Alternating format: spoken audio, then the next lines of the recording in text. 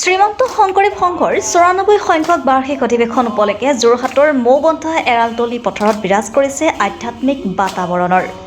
বৈষ্ণৱ পণ্ডিত সোণাৰাম চুতীয়া সমন্বয় ক্ষেত্ৰত অস্থায়ী নামঘৰত অনুষ্ঠিত হৈছে তিনি প্ৰসংগ। নাম প্ৰসংগত অংশ লৈছে ৰাজ্যৰ বিভিন্ন প্ৰান্তৰ ভকত বৈষ্ণৱে। দ্বিতীয় বৈকুণ্ঠ পুৰীত পৰিণত হৈছে বৈষ্ণৱ পণ্ডিত সোণাৰাম চুতীয়া সমন্বয় ক্ষেত্ৰ। ৰাজ্যৰ বিভিন্ন প্ৰান্তৰ পৰা অধিৱেশনস্থলীলৈ আহিছে ভকত বৈষ্ণৱসকল। নামঘৰত নাম প্ৰসংগত অংশগ্ৰহণ কৰি আনন্দিত বাপসকল। আনহাতে অধিৱেশনখনি সাফল্যমণ্ডিত কৰিবৰ বাবে যোৰহাট জিলা সেৱা বাহিনীয়ে দিনে নিশাই কৰিছে শ্ৰমদান।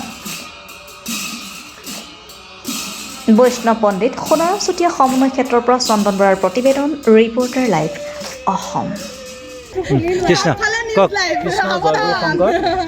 আপোনালোকে ইতিমধ্যে দেখিছে শ্ৰীমন্ত শংকৰদেৱ সংঘৰ ৯৪ সংখ্যক বাৰ্ষিক অধিৱেশন সমাগত আৰু খুব বেছি ৬ দিনৰ পিছতে আমাৰ অধিৱেশন আৰম্ভ হ'ব ফেব্ৰুৱাৰী মাহৰ ৬, ৭, ৮, ৯ তাৰিখে।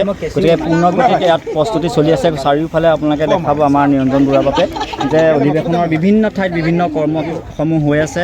আমাৰ ভোজনালয় হওক, প্ৰতিনিধি শিবিৰে হওক, বিভিন্ন উপ সমিতিৰ কাৰ্যালয়সমূহ হওক, ইপিনে পতাকা বেদী আমাৰ নিৰ্মাণ হৈ আছে। নামঘৰৰ কাম ইতিমধ্যে সমাপ্তি হৈছে আৰু আমাৰ এই সেৱিকাসকলে দেখিছে আমাৰ সেৱা বাহিনীৰ যি ডেকৰেশ্যন আছে, ডেকৰেশ্যনত যিখিনি ব্যৱস্থা আছে তাৰ কাৰণে আমাৰ ইয়াত নামঘৰ এটা আৰ্হি কৰি থকা হৈছে। তাৰ বাবে আমাৰ গোবৰ মাটি লেপি তেনেকৈ বেৰ মুচিবলৈ ব্যৱস্থা কৰিছে আৰু ইতিমধ্যে মুচিও আছে। আমাৰ মণিকূটৰ আমাৰ সেৱিকাসকলে মণিকূটৰ ভিতৰখন ধুনীয়াকৈ মুচি আছে আৰু গতিকে বিভিন্ন ধৰণৰ বিভিন্ন আমাৰ সেৱক সেৱিকাসকলে কৰি আছে। আমাৰ আঞ্চলিক শাখা ১৬খন আঞ্চলিক শাখাৰ সেৱক সেৱিকাসকল আজি আহিছে আৰু আমাৰ পিছফালেও অনাময় ব্যৱস্থা সুন্দৰভাৱে কৰা হৈছে। সেইখিনি কাম চলি আছে।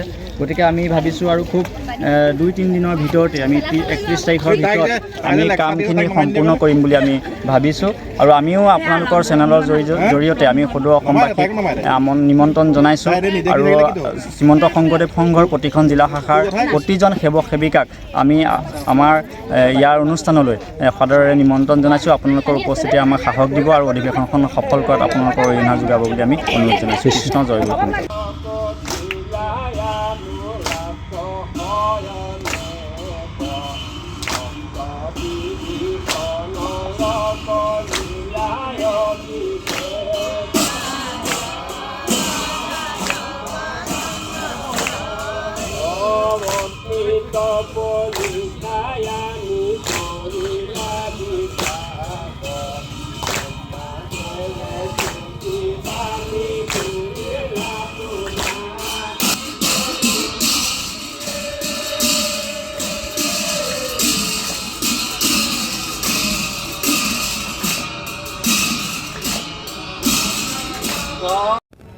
Reporter live Assam.